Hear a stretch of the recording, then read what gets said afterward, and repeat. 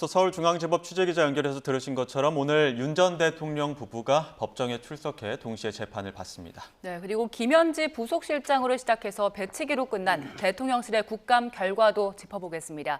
오늘 두 분과 함께합니다. 서영주 맥 정치사회 연구소장, 최수영 정치평론가와 함께합니다. 어서 오세요. 네. 윤 전 대통령 부부 동시에 이제 법정에 출석을 해서 잠시 후에 그러니까 같은 공간은 아니고 같은 법정은 아니고 이제 층수가 다르겠지만 어찌됐든 간에 이제 동시간대에 같이 법정에 서는 이 모습 국민이 보기에도 좀 만감이 교차하는 대목일 것 같은데요. 그렇죠. 전직 대통령 부부가 동시에 이제 재판을 받는 것인데 사실 보면은 그 두 부부가 각기 다른 그 범죄 혐의로 지금 재판을 받는 것입니다. 윤석열 전 대통령은 사실상 내란 우두머리 혐의고요. 예. 김건희 씨는 아시다시피 뭐 알선수재, 뭐 뇌물 부분도 있을 거고요. 뭐 너무 좀 많은 부분들의 범죄 혐의가 있어서 이거는 이제 각자 다른 재판을 받고 있는데 일부 국민들은 전직 대통령 부부가 이렇게 재판을 받고 뭔가 이렇게 같은 공간에 있다는 자체가 썩 유쾌하지는 않겠죠. 하지만 이제 법은 모든 사람에게 평등한 것이고 지위고하를 막론하고 어떤 책임을 질 일이 있으면 그 법 앞에서는 책임을 져야 되기 때문에 사실상 좀 늦은 감은 있습니다. 이 부분이 지금 1년이 거의 다 지나가고 있고요. 이 부분이 빨리 털어져야만 뭔가 새로운 마음으로 국민들도 좀 내일을 좀 기대할 수 있을 텐데 아직도 전직 대통령 부부의 재판을 본다는 자체는 좀 국민들도 아쉽고 피로감이 더하지 않을까 생각합니다. 네, 최 평론가께서는 어떻게 보고 계세요? 근데 뭐 사실 저도 참담하죠. 왜냐하면 이게 전직 대통령 법 구속된 것도 사실은 이게 우리 헌정사의 처음인데 예. 같은 혐의로 제가 뭐 다른 혐의지만 이제 어쨌든 이제 내란과 뇌물 이런 걸로 재판을 받는 일도 참 참담한데 같은 날 동시에 다른 법정이지만 한날 출석이라는 것도 예. 이게 참 모든 우리 헌정사 최초라는 모든 기록들을 써나가는 것 같아서 이거 바라보는 분들이 좀 어떻게 보실까? 저는 뭐 그 아주 굉장히 국민들도 뭐 피로감도 피로감이지만 느끼는 어떤 그 국가에 대한 자긍심 이런 것들도 굉장히 좀 마음에 부담이 될 거라 생각합니다. 어찌됐건 근데 진실은 빨리 밝혀져야 되고 이제 특검도 수사의 속도를 내는 이상 이제 이런 것들이 올 연내, 그러니까 특검이 이제 수사 목표를 연내로 잡은 만큼 빠르게 좀 진실의 일단을 밝히고 그런 점들을 통해서 털 건 털고 가는 그런 네. 이제 일종의 우리 국가의 전략 차원에서도 조금 이제 정리할 걸 정리하되 새로운 또 방향의 전환들이 필요한 시점이다 보니까 수사의 속도와 재판의 속도 빠르게 진행하면서 실체적 진실도 빨리 찾을 수 있는 그런 단계들 기대하겠습니다. 예, 윤 전 대통령이 지난번 재판에서 김성훈 전 경호처 차장 상대로 직접 신문을 했었거든요. 그때 그 비화폰 내역 삭제를 지시하지 않았다는 취지의 이야기를 계속 해왔는데 오늘도 좀 적극적으로 나설까요? 근데 사실상 김성훈 전 경호처장 같은 경우는 이 윤석열 전 대통령과 공동으로 뭔가 범죄를 했다는 그런 그 사실이 우리가 이제 입증이 된 상황이라서 이게 과연 김성훈 증인의 발언 자체가 윤석열 전 그 피고인에 대해서 어떤 그 시민성을 가질지는 모르겠어요. 그러니까 비화폰을 삭제했다 안 했다 이 부분이 재판부가 지켜보고 있을 것인데 이거는 물론 윤석열 측 그 변호인에서는 유리한 증인으로 채택을 했을 가능성은 있으나 이미 비화폰에 있는 내용 자체가 이미 확보가 돼 있고 그 김성훈 경호처장 외에도 비화폰 삭제 조치를 했다. 하지만 그 밑에 있는 사람들이 그 부분에 대해서 거부했다는 증언이 또 있단 말입니다. 그렇게 봤을 때는 사실상 이 증언이 얼마만큼 재판부에 신뢰성 있는 증언으로 작용할지는 좀 미지수다. 그렇게 보입니다. 오늘은 박종준 처장 나오잖아요. 네네네. 전 처장 나오는데 직접 윤 전 대통령이 좀 적극적으로 신문을 할까요? 어떨까요? 신문을 어느 정도 할 거라고 봐요. 그러니까 윤석열 전 대통령의 어떤 신문 스타일을 보면 강한 사람은 좀 피하고 좀 본인이 제압할 수 있고 그동안 조금 더 본인의 그 말하자면 지휘권 아래 있었던 사람들에게는 조금 더 강한 압박 질문을 합니다. 지난번에 곽종근 전 특전사령관에게도 굉장히 압박 질문을 했지만 되치기를 당했죠. 팩트가 없기 때문에.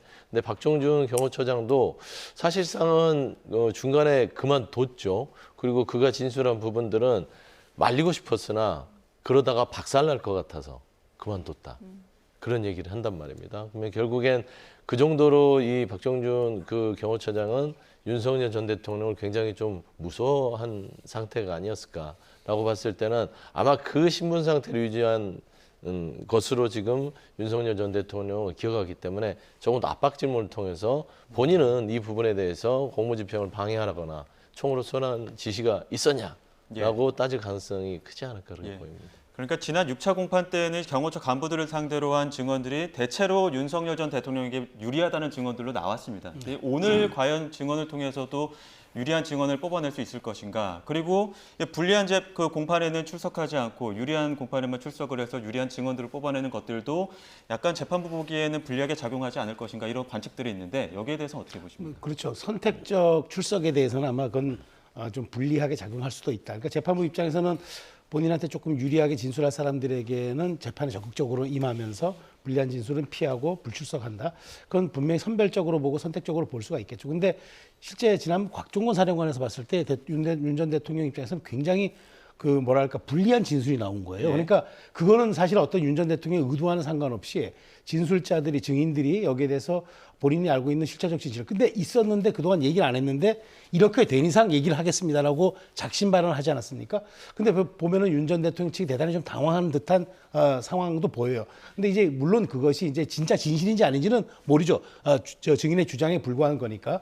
근데 이걸 어떻게 재판부가 판단할 것인가 놓고 봤을 때 사건 전후의 맥락이라든가 그러니까 어떤 현장들이 쭉 이어지는 그런 연관성 이런 것들을 이제 정황들을 놓고 판단을 할 텐데 어찌됐건 지금 윤 전 대통령 입장에서는 이번 재판을 정치 재판으로 보고 굉장히 선별적으로 이제 그 유불리에 따라서 한 듯이 보이긴 합니다만은 지금이라도 이제 재판이 사실상 어찌 보면 이제 빠르게 진행되고 있는 만큼 이렇게 하는 것보다는 오히려 본인의 방어권 차원에서라도 할 수 있는 이야기들을 다 하면서 본인이 오히려 실제적 진실에 내가 이게 맞다라고 이야기하는 게 재판 전략으로도 맞을 것 같아서 조금 약간 유불리를 따지는 선택보다는 오히려 차라리 지금 재판부를 통해 직접 설득하는 이런 전략도 한번 고려해 보는 게 어떨까 하는 생각은 듭니다. 내란 특검이 이른바 노상원 수첩 일부를 해독한 것으로 전해진 소식이 새로 들어오기도 했는데 민주당에서는 2023년 10월 이전부터 계엄이 준비됐을 가능성이 제기됐습니다. 녹취 들어보시죠.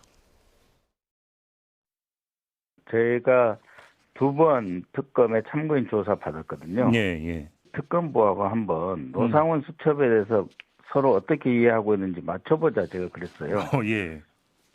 그래서 이제 페이지별로 쭉 넘기면서 이건 이런 이야기입니다. 저건 저런 이야기입니다. 하는데 다 해독이 끝났더라고요. 그것에 대해서는 거의 단서를 못 찾았는데 이번에 그 단서를 찾은 거죠. 그러니까 23년 12월부터로 지금 잠정 우리가 추정을 했었거든요. 16명이 만찬했고 그때 최초로 비상대권이라고 하는 말이 나왔다라고 돼 있어요. 근데 검찰 공소장에는 24년 3월 29일부터 정식으로 시작하는 걸로 보거든요. 12월 달에 비상대권 말이 처음 나왔기 때문에 23년 12월 달에 그러면은 그 전에 틀을 짜는 작업이 있어야 되잖아요. 네네네. 그것에 대한 것을 이번에 해독한 겁니다. 이러이러한 사람들을 11월 6일부터 11월 14일까지 인사로 싹 배치를 하거든요. 네.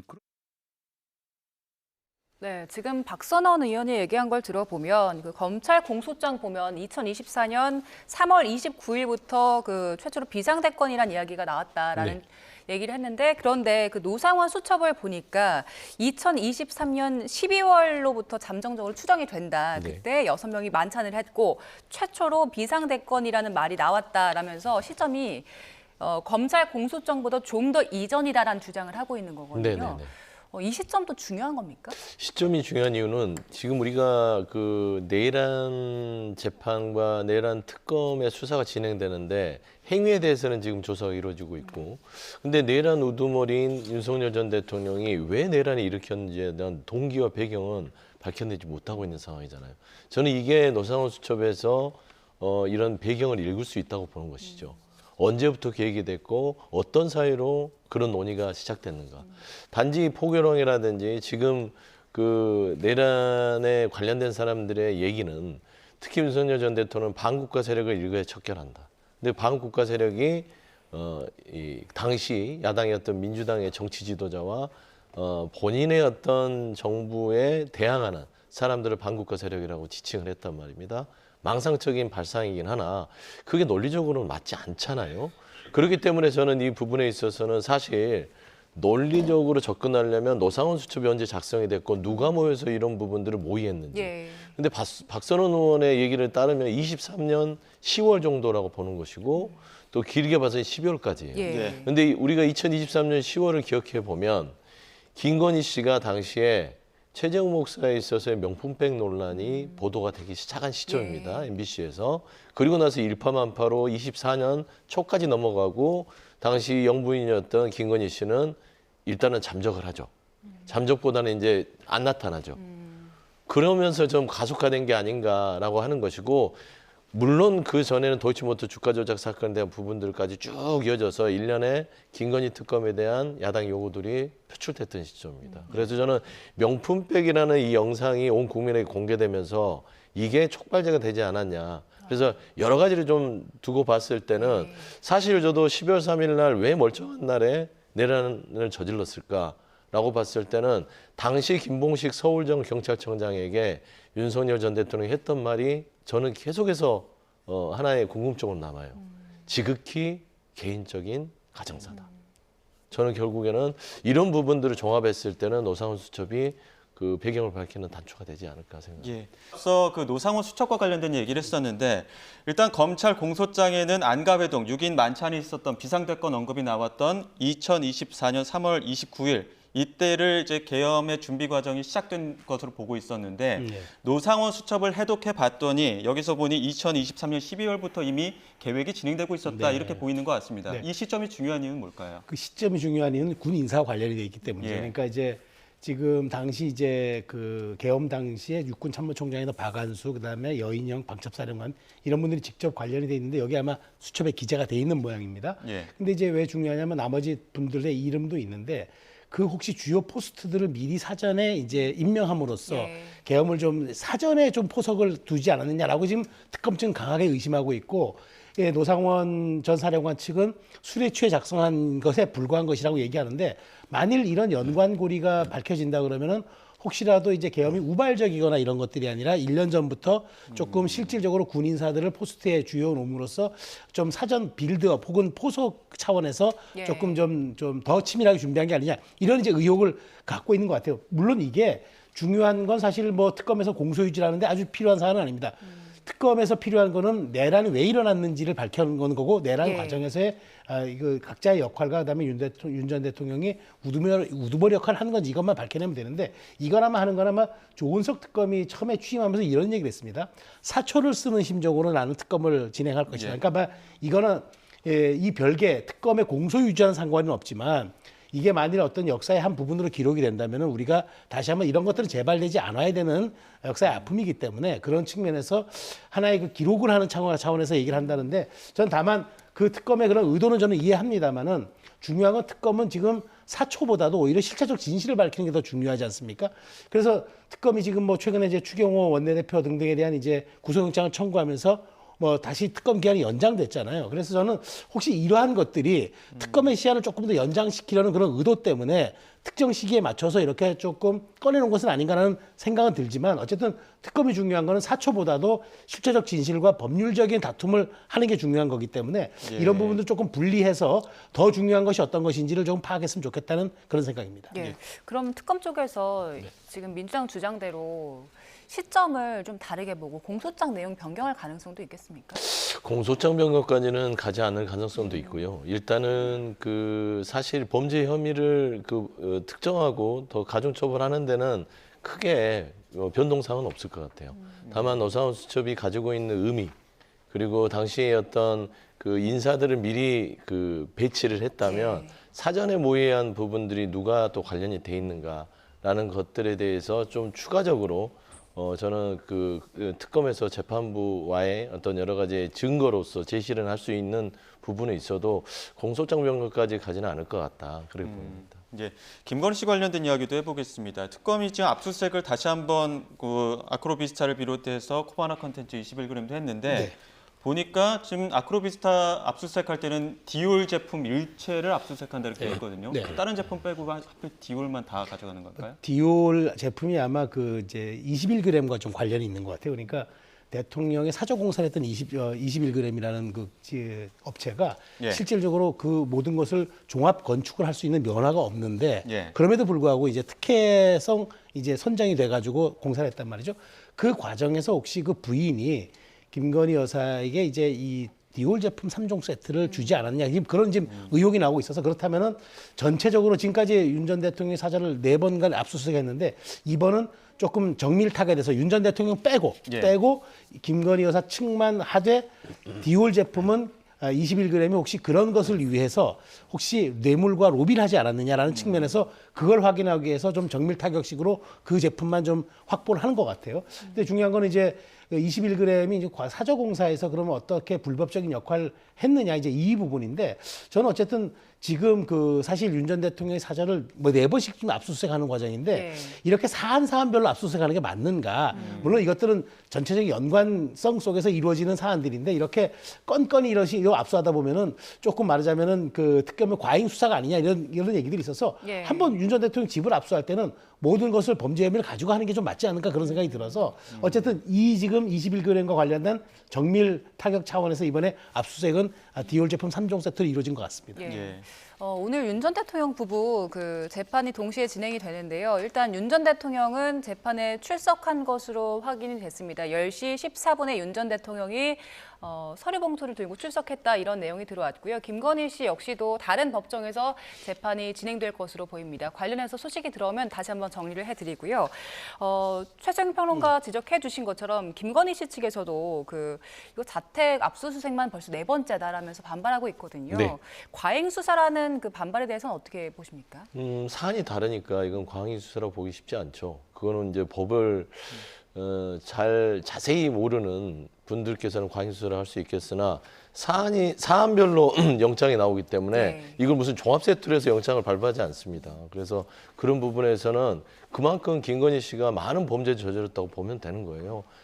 6건, 7건, 12건, 16건이면 16번의 압수수색 영장이 나가는 겁니다. 그러면 16번을 말하자면 주거지에서 그 행위가 이루어졌다면 거기를 또 가는 겁니다. 그래서 이거는 과잉이라고 하기보다는 과다하게 범죄를 저질렀다고 보는 게 맞죠. 예. 사실상 지난 정권에서는요, 지금 이재명 대통령이나 뭐 조국 전 장관이나 송영길 민주당 전 대표 예. 정말 무차별적으로 압수수색했어요. 그것도 같은 사안으로.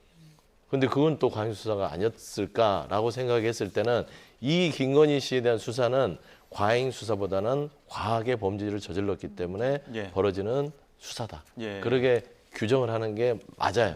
그래서 예. 김건희 측 변호인들은 국민들을 호도하기 위한 하나의 입장문인 것 같습니다. 예, 어제 그 파행을 거듭했던 국감 이야기도 해보겠습니다. 아마 어제 오늘 가장 많은 뉴스에서 가장 많이 다뤘던 영상이지 않을까 싶은데 여야가 국감장에서 배를 밀치면서 몸싸움을 했던 장면이 있습니다. 함께 보고 오시죠.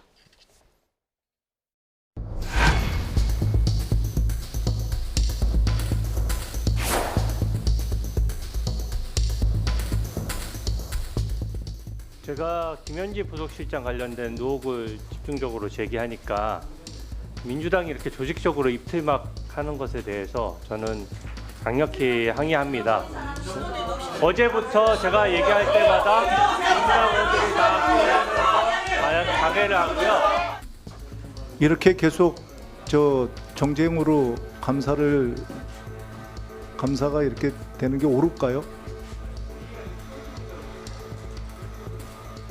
효율적인 감사를 위해서 잠시 정의하겠습니다.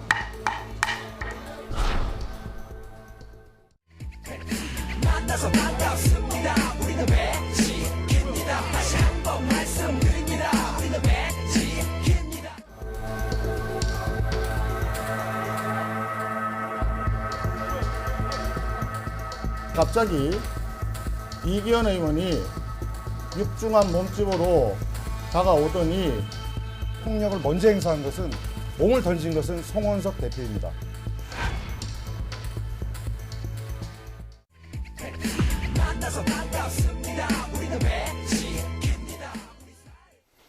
네, 여야가 이렇게 배치기 하는 사이에 또 김현지 실장은 용산에서 대기하고 있었다는 거 아닙니까? 국감 나오려고. 이 상황에 대해서 어떻게 좀 보십니까? 저는 이제 이번 국감이 이제 어제 운영일을 끝으로 좀 마무리가 됐잖아요. 우리가 어떤 사안을 놓고 기승전결이라고 얘기하잖아요. 이번 국감은 조의대로 시작해서 최민희 의원 들렀다가 김현지를 거쳐서 배치기로 끝났다. 이렇게 저는 규정을 짓고 싶습니다. 아마 많은 분들이 제 말에 동의할 겁니다.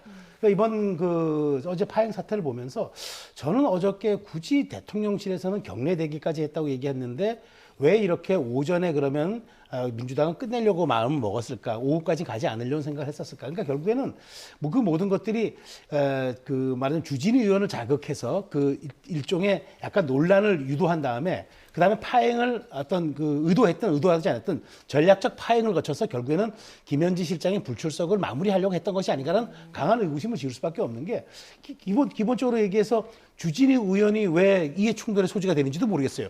현재 대통령실을 국감하는데 2년 전에 근무했던 야당 의원의 그 근무가 왜 이해 충돌되는지는 이해를 모르겠고 그런 측면에서 굳이 저는 민주당이 이렇게 자극했던 이유는 아마도 이런 것들을 통해서 결국에는 김현지 실장의 출석을 결국 무마시키려는 그런 의도가 아니었냐는 강한 의심을 지을 수밖에 없고요. 어찌됐건 저는 결론적으로는 민주당의 의도가 맞아떨어졌다 하더라도 많은 분들이 이번 국감에서 왜 이렇게 많은 분들이 김현지는 누굴까라는 그런 의구심을 난 것 같아서 이렇게 파행으로 끝났지만 결국에는 전략적으로 민주당에 무엇이 남았을까라는 측면을 조금 고민해 볼 지점이 있다고 봅니다. 네, 일단 대통령실에서는 국회를 존중해라 이런 네. 뜻으로 김현지 부속실장 경례 대기하라는 지시 내렸다는데 이 사실 자체가 오후에 알려졌잖아요. 그렇습니다. 국민들은 이 상황 어떻게 보고 있을까요? 일단 김현지 부속실장에 대한 출석 부분들이 그 여당과 야당 간에 협의가 안 돼서 못 나온 부분들은 분명히 존재하는 것 같아요. 민주당 입장에서도 김현지 부속실장이 총무비서관 시절에 증인 채택을 그냥 해줬으면 이런 불필요한 오해가 안 생겼을 텐데 마치 그 증인 채택을 안 해준 것처럼 하면서 뭔가 이 김현지 총무비서관이 지금 부속실장이지만 당시 총무비서관이 대통령을 친하니까 보호하려고 하는 거 아니야?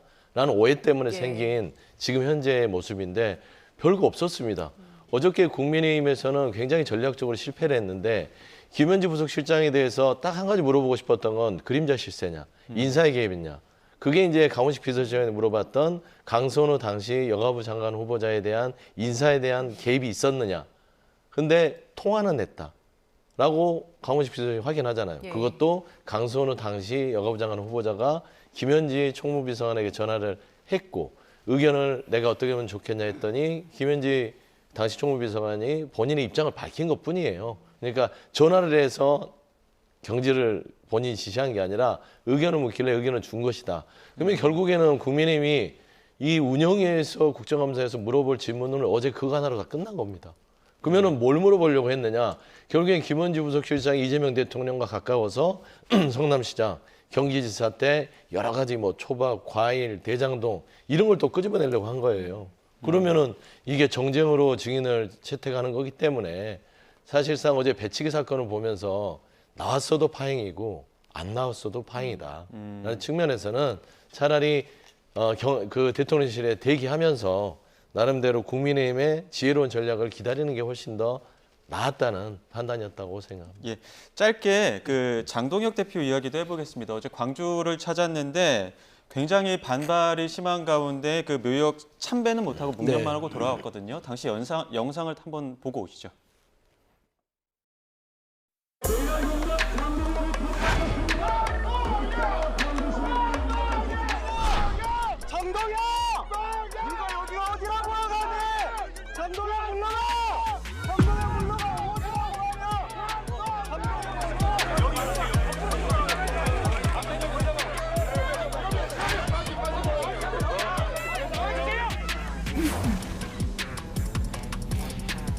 전 아까 단추가 떨어져서 양해를 구합니다.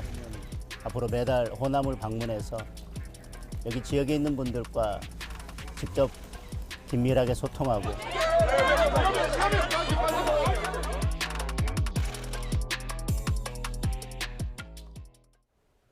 예, 장면 어떻게 보셨습니까? 좀 안타까운 생각이 들었어요.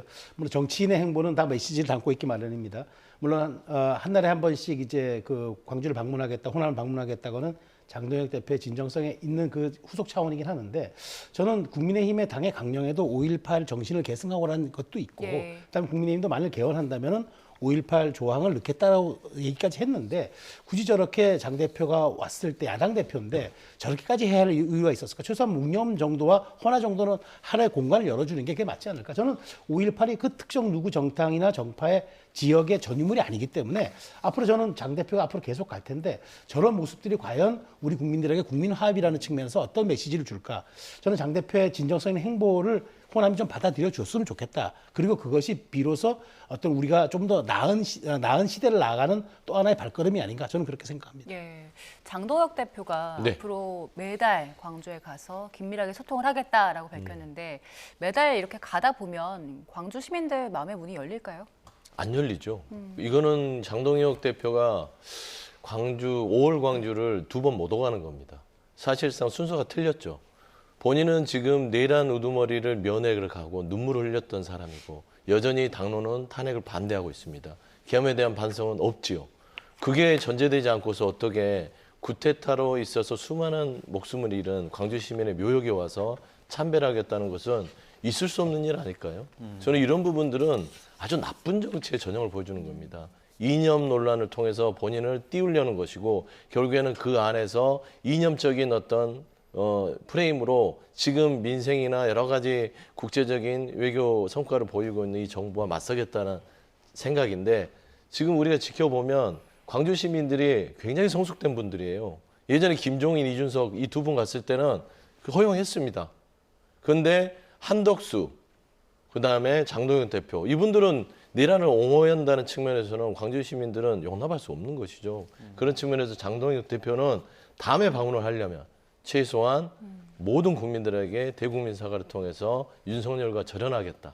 그리고 다시 태어나겠다라는 먼저 사과를 한 다음에 광주를 찾으셔라. 안 그러면 정말 나쁜 정치를 계속하게 되는 것이다. 그렇게 말씀드립니다. 예. 예. 그 장동혁 대표가 간 것에 대해서 여러 가지 해석들이 나오고 있지 않습니까? 여러 네. 뭐 전략들도 좀 포석이 있을 것이다 이런 이야기도 있는데 어떤 포석이 있다고 좀 정치적으로 해석해 볼 수 있을까요? 당연히 그 포석이 있죠. 제가 말한 대로 정치인의 행보는 메시지가 있는 건데 지방선거 앞두고 일단 약간 외연을 넓혀나겠다. 중원 확장하겠다.